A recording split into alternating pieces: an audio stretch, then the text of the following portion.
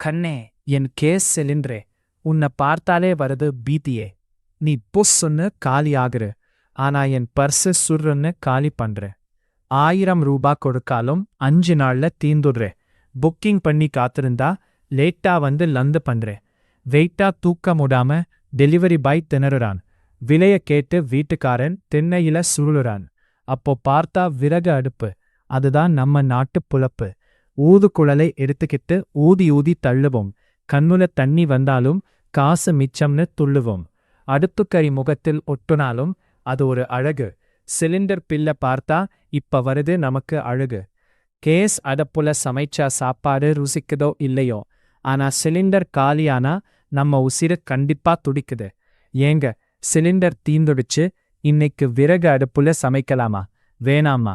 விறகு வாங்க போனா அந்த விலைய பார்த்துட்டு அப்புறம் பெட்ரோல் ஊத்தி சமைக்கலாம்.